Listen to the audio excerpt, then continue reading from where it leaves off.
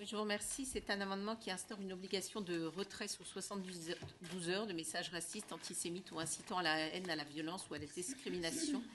Cette obligation s'impose au président de l'université. Or, on voit, surtout depuis ces dernières années, et encore plus depuis le 7 octobre, nombre malheureusement de visuels, de tracts, d'inscriptions murales qui incitent à la haine, qui font l'apologie du terrorisme, mort aux juifs avec une croix gammée, sionistes, fascistes, c'est vous les terroristes, intifada étudiante, gloire au Hamas, etc.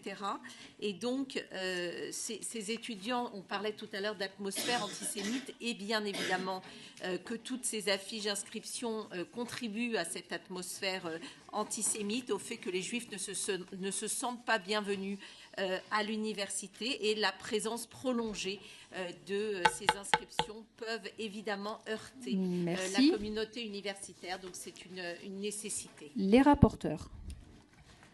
Et merci Madame la Présidente, Madame la députée.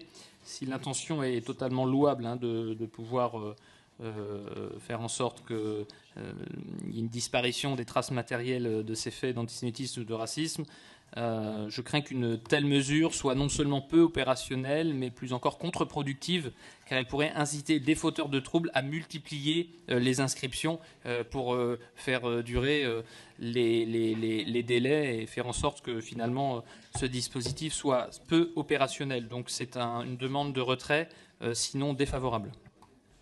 Madame Yadan.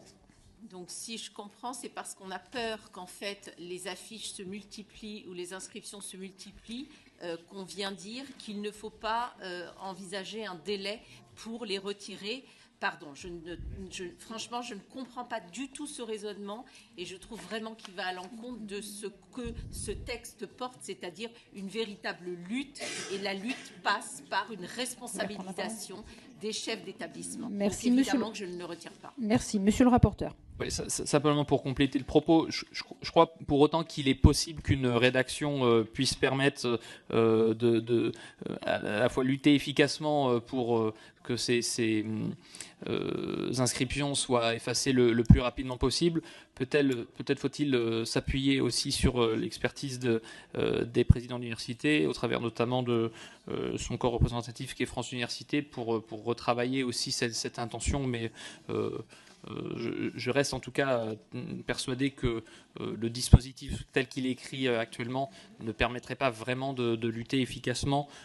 Mais si vous le souhaitez, j'émets, puisque je comprends l'intention initiale que vous portez, et donc j'émets un avis finalement de sagesse, Madame la Présidente. Bien, nous allons mettre aux voix cet amendement AC40. Qui vote pour ?